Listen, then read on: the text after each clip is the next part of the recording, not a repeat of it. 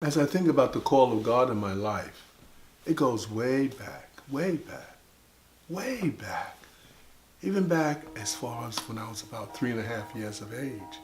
I was in Dr. Green's office, and this doctor was taking care of me. And being a child, even down south with my mom and my dad, I didn't know anything about the racism. But there was something that came to me that I wanted to be a doctor, a medical doctor. And that's followed me. It followed me so far as to when I got into high school and ended up in the gifted classes. And I won't talk about how the racism and all that stuff that happened tried to keep black boys out of the proper classes, demeaning us and trying to put us down and going into the slow classes. Just the way God treats us, I want to treat people. How I help people, just the way God helps us, I want to help people. How I want to be there for as many people that I can be in my humanness, and that's just how God is. So I've been in the smarter classes from 1, 1, 2, 1, 3, 1, 4, 1, 5, 1. Then I go into a white community, and I'm not in 6-1. The girls are in 6-1, but they put all the boys in this slow so-called class. But God was with me even then. Thank you. One of our engineers, even another engineer. We loaded with engineers in this church. And this brother's such a wonderful deacon that helps to make things happen. I'm so proud of his 2 sons who just became Eagle Scouts. The first 2 Eagle Scouts in our church. And his younger son, 13 years old. The youngest Eagle Scout in this Queens area. The youngest Eagle Scout. Yeah, African American Eagle Scout, I believe, yeah. Isn't that a blessing? Yes. Well, we thank God for having Eagle Scout. Thank you for putting that word out there. And an Eagle Scout daddy. Thank you for putting that seed, planting that seed, because otherwise we would not have even thought about ever being Eagle Scouts in our family. Isn't that wonderful? Yeah, we're all about building, brother. Yeah, you planted the seed, Rev. Thank God. I had individuals who impressed me as a child, and their impression in my mind has fostered my love and concern for children.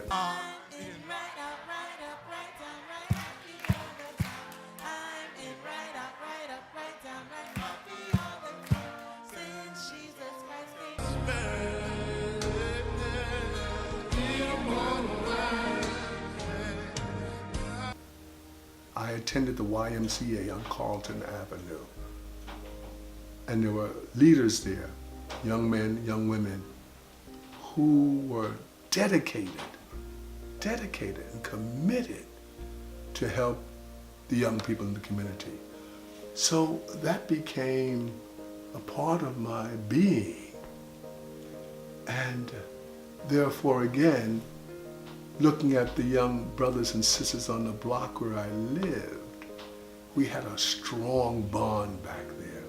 The older brothers were always looking out for the younger brothers, playing ball, doing races, and it was such a close family, united. Everybody was together. Those are wonderful days. So that type of unity and support for one another has been very dear in my heart. One thing that my mom and I and Dad did as we went to the movies, my mom and Dad could not read nor write. They had been deprived of that working in the South under sharecropping. And they put a lot of love in me, especially my daddy. He said, I want you to push a pencil. And the movies became an integral part of our Friday night family gathering. And I'd gone to the movies on one occasion with Dad and Mom, and I saw this picture.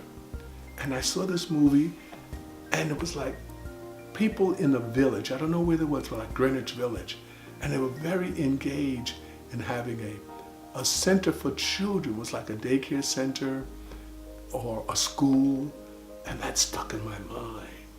Just like my mind reflected on the doctor who impressed me. I became impressed with this school.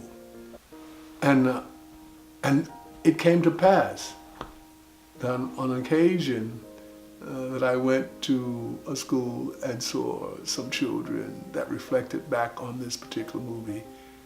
Somebody was selling this building. And I saw then that God refreshed my mind. And I had always thought about having a day center for children. And God brought that into pass. We have a daycare center in Brooklyn. My wife and I purchased that 38 years ago. And we taught and built the lives of literally thousands of children in that particular school.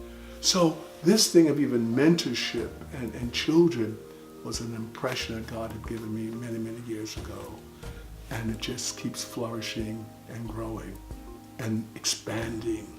And we're grateful for what we've done thus far in the area of mentoring and teaching many children. We've had teachers that have come who've been excellent educators, and we know that that's our future. Oh, children have come back from 3 or 4 generations into the school because of the foundation and the in-depthness of the love and the teaching that my wife and her staff exuded. Dr. Davis. Oh, that's you, Dr. Davis. That's me, Ed Davis. Amen. Yes, amen. Good that's morning, you. My sister. How are you? Good. God bless you. Welcome. Presbyterian Church of St. Albans was one of the founders and one of the greatest churches in New York City, and was renowned throughout the country. And God places me in this wonderful position. I give him glory. I know it's nothing but the hand of God. So the 8 years were foundational. I get to become the pastor of the church. The ordination was just supernatural. And I've been in this particular house of God for now, as the youth coordinator, 8 years, as the pastor, 32 years. So I've graced this place. This church has graced me for 40 years, and so many wonderful things have happened. Lord bless you. Please excuse my hand. And you are? I am Phyllis. Phyllis? Yes. And what ministries do you? I sing. You sing? I'm a psalmist. I sing because I'm happy. Yes. I sing because I'm free. See, he's a singer too. His eyes on the sparrow. That's a good song. That's a lovely song. That's a good.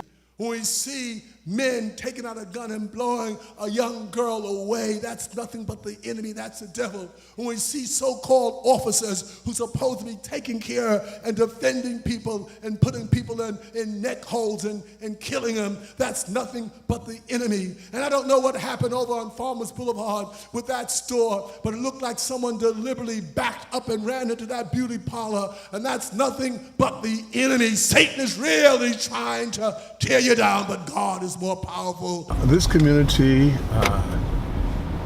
has not changed to a large degree. The basic change is that we've gotten new families coming in. Many families from the island are now here renting. And sometimes we see that the apartments are or the homes are quite overrun because of 2 and 3 and 4 families living in the home, and the code might be for 2 families. So that's a matter that we will help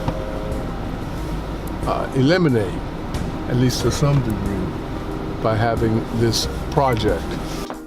The program is called The Cycle of Life. And the Cycle of Life came to me when I had the opportunity to take my 2 sons to Egypt with Dr. Ben.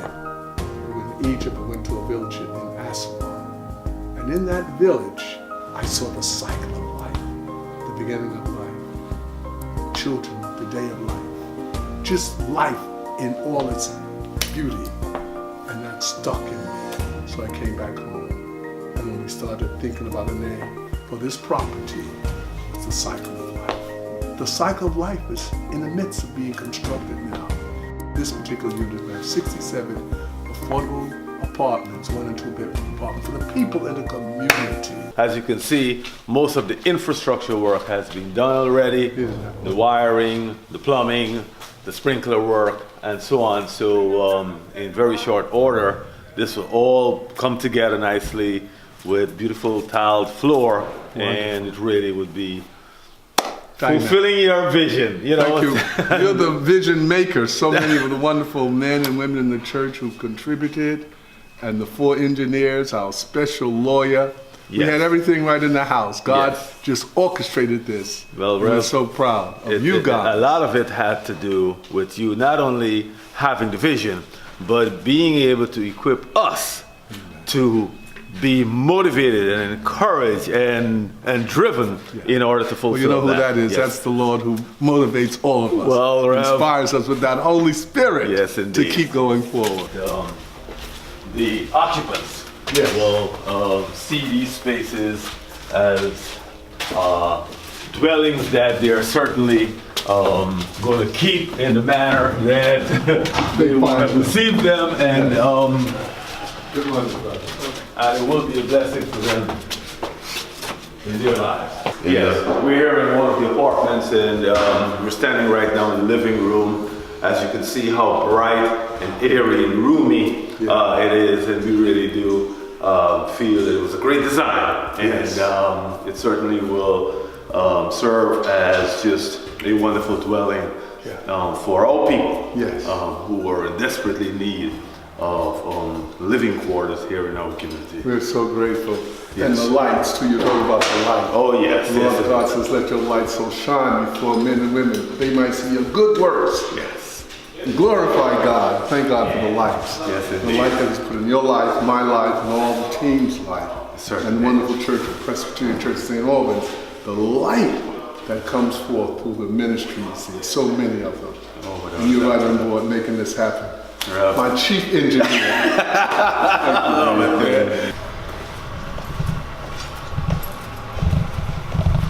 Standing here in the community space, which will be utilized by the church for a lot of the mission work that we do. It's a multi-purposed area, and it'll be convertible to entertain and host a variety of things. We're grateful and happy about this. We need that as we see the church getting small and not having sufficient space. It's going to open up a lot of new ventures for us.